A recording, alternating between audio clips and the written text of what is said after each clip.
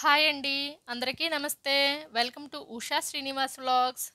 ఈరోజు వీడియో వచ్చేసి అలసందలను మన ట్రెడిషనల్ వేలో విసురురాయితో పప్పులాగా విసురుక్కొని సంవత్సరం నిలవ ఉండేటట్లు ఎలా స్టోర్ చేసుకోవాలి అని ఈ వీడియోలో చూపిస్తాను. ఈ పద్ధతిలో స్టోర్ చేసుకున్నామంటే పక్కా సంవత్సరం నిలవ ఉంటాయి. వీటిని మన రెసిపీస్లో చక్కగా యూజ్ చేసుకోవచ్చు. ఇక వీడియోలోకి వెళ్దామా?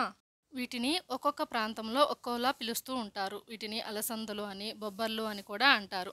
వీటిలో చిన్న సైజు అలసందలు, పెద్ద సైజు అలసందలు ఉంటాయి. నేనైతే చిన్న సైజు అలసందలను తీసుకున్నాను.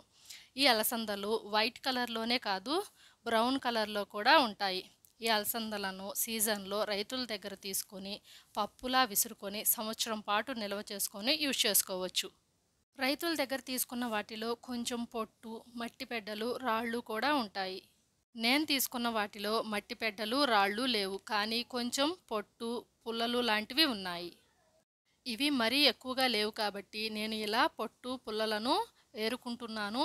ఇవి ఎక్కువగా ఉంటే చాటతో చెరుక్కుంటే ఈజీగా అలసందల నుండి సపరేట్ అవుతాయి. పొట్టు, పుల్లలను పూర్తిగా ఇలా సపరేట్ చేసుకున్నాను.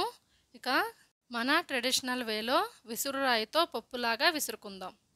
ముందుగా ఇలా ఒక క్లాత్ను పరుచుకోవాలి. తర్వాత దీనిపైన మిడిల్లో ఇలా విసురురాయిని పెట్టుకోవాలి. కొన్ని విసురురాయిలకు ఇది చెక్కద ఉంటుంది, కానీ దీనికి ఇలా ఇనుముది ఉంది కాబట్టి ఇది అస్సలు ఊడిపోదు. దీనిపైన రాయిని కూడా కరెక్ట్గా ఇలా సెట్ చేసుకోవాలి. ఇప్పుడు ఇక దీనికి పిడి పెట్టుకోవాలి.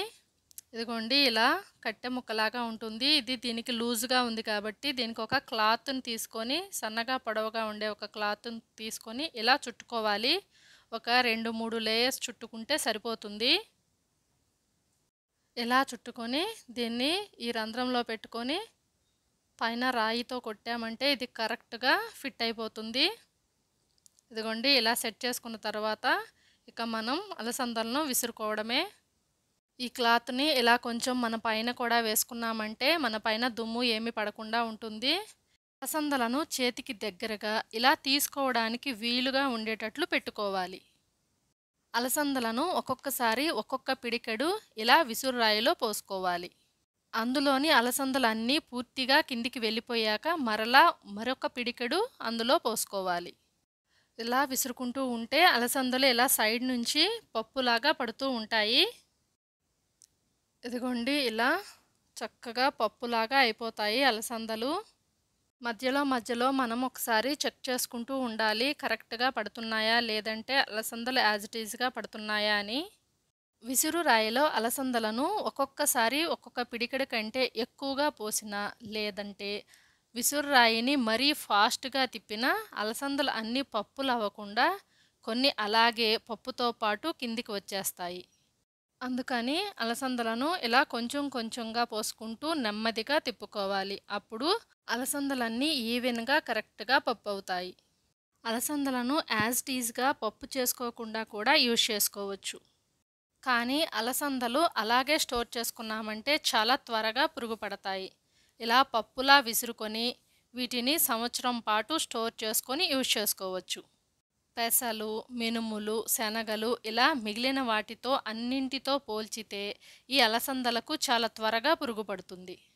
విసురు రాయితో పప్పు చాలా ఈజీగా విసురుకోవచ్చు. చిన్నపిల్లలు సైతం చాలా తేలికగా తిప్పగలిగేటట్లు ఉంటుంది.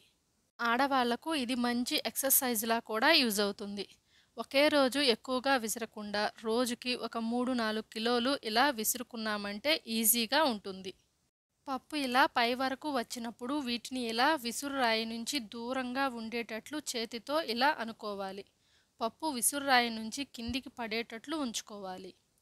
పప్పు కిందికి జారడానికి ప్లేస్ లేకుంటే పప్పు అక్కడే ఉండి ఎక్కువగా నలిగి పిండి అవుతుంది. ఈ వీడియో అలసందలను ఎలా విసురుకోవాలి, ఎలా స్టోర్ చేసుకోవాలి అని తెలియని వారి కోసం చాలా క్లియర్గా చెప్తున్నాను. ఆల్రెడీ మీకు దీని గురించి ఐడియా ఉందంటే ఈ వీడియోని స్కిప్ చేసేయండి.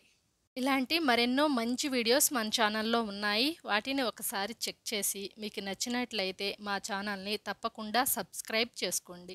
అలసందలు అన్నీ అయిపోయాక విసురురాయి పైన స్టోన్ని ఇలా తీసి అంచుల వెంబడి ఉన్న పప్పును కిందికి అని సెంటర్లో ఉన్న అలసందలను ఇలా మధ్యలోకి అనుకొని మరలా యాజ్ టీజ్గా విసురురాయిని ఇలా సెట్ చేసుకొని ఒక 5-6 సార్లు తిప్పుకోవాలి. అప్పుడు అన్ని అలసందలు కరెక్ట్గా పప్పు అవుతాయి. ఇప్పుడు పైన విసురురాయిని ఓపెన్ చేసి చూసి ఇంకా ఏమన్నా నలగలేదంటే ఇలా రోల్ చేసామంటే ఒక 2-3 టైమ్స్ నలగని అలసందలు కూడా చక్కగా పప్పు అయిపోతాయి. ఇలా ఒక 5-6 సార్లు అనుకుంటే సరిపోతుంది. ఇప్పుడు ఈ పప్పు అంతటిని పక్కకు అనుకోవాలి. తర్వాత ఈ విసురురాయిని తీసుకొని పక్కకు పెట్టేసుకోవాలి. విసురురాయిని పక్కకు పెట్టేసుకున్న తర్వాత ఇప్పుడు ఈ అలసంద పప్పును ఒకసారి చెరుక్కోవాలి. ఈ అలసంద పప్పును కొంచెం కొంచెంగా ఇలా చాటలోనికి తీసుకొని క్లాత్తో మిగిలిన వాటిని ఇలా కప్పేసుకొని వీటిని చెరుక్కోవాలి. ఇలా చెరుక్కోవడం వల్ల అలసంద పప్పులో ఉన్న పొట్టు, దుమ్ము లాంటివి పూర్తిగా అలసంద పప్పు నుంచి సపరేట్ అవుతాయి. ఇలాగే మనం విసురుకున్న అన్ని పప్పులను ఇలా చెరుక్కోవాలి. చాటతో చెరుక్కున్న అలసంద పప్పులను అన్నింటినీ ఇలా ఒక పెద్ద డిష్ లేదా డబ్బాలోనికి పోసుకోవాలి. ఇదిగోండి, చివరగా చెరుక్కున్న వాటిలో కొంచెం నూకలాగా కూడా వచ్చింది. ఇప్పుడు ఈ పప్పును కొంచెం పక్కన పెట్టుకుందాం. అలసందలను విసురుకోగా వచ్చిన ఈ పొట్టును గేదెలకు తౌడులో కలిపి పెడతారు, లేదంటే మట్టిలో ఎరువులాగా కలిపి మొక్కలకు వేసుకోవచ్చు. ఇలా రెడీ చేసుకున్న అలసంద పప్పులను ఒకరోజు ఎండలో పూర్తిగా ఎండబెట్టుకోవాలి. అలాగే కొన్ని అలసందలను కూడా ఉంచుకున్నాను, వీటిని కూడా ఒకరోజు పూర్తిగా ఎండలో ఎండబెట్టుకోవాలి. ఇవి అన్నీ బాగా ఎండిన తర్వాత వీటిని ఎలా స్టోర్ చేసుకోవాలో చూద్దాం. వీటిని స్టోర్ చేసుకోవడానికి ఇలా ఒక స్టీల్ బాక్స్ లేదంటే ప్లాస్టిక్ డబ్బాలను తీసుకొని అందులో కొంచెం అడుగున వేపాకును వేసుకోవాలి. ఆ వేపాకు పైన మనం పప్పు చేసుకున్నాం కదా అలసందలను, వాటిని వేసుకోవాలి. ఆ తర్వాత మరలా కొన్ని వేపాకులను వేసుకొని మరలా పప్పు పోసుకోవాలి. ఇలా లేయర్ల లాగా వేసుకోవాలి. ఈ అలసంద పప్పులను కంపల్సరీ 2-3 నెలలకు ఒకసారి ఎండలో ఎండబెట్టుకోవాలి. ఇలా 2-3 నెలలకు ఒకసారి ఎండబెట్టుకున్నామంటే ఇవి సంవత్సరం పాటు చక్కగా నిలవ ఉంటాయి. అలాగే అలసందలను స్టోర్ చేసుకోవడానికి కూడా ఫస్ట్ కొంచెం వేపాకులను వేసుకొని పైన ఇలా అలసందలను పోసుకోవాలి. ఆ తర్వాత వేపాకులు వేసుకొని మరలా అలసందలను పోసుకోవాలి.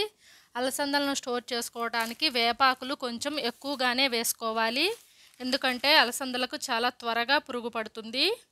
ఈ అలసందలను నెలన్నరకు ఒకసారి కంపల్సరీగా ఎండలో పెట్టుకోవాలి. వీటిని ఇలా ఒక 5-6 నెలల పాటు స్టోర్ చేసుకోవచ్చు. ఈ వీడియో కనుక మీకు నచ్చినట్లయితే మా ఛానల్లో మరెన్నో మంచి వీడియోస్ ఉన్నాయి. వాటిని ఒకసారి చెక్ చేసి అవి కూడా మీకు నచ్చినట్లయితే మా ఛానల్ని సబ్స్క్రైబ్ చేసుకోండి. అలాగే ఈ వీడియోని మీ ఫ్రెండ్స్కి, ఫ్యామిలీ మెంబర్స్కి షేర్ చేయండి. ఈ వీడియోకి ఒక లైక్ ఇవ్వడం మర్చిపోకండి. Thank you.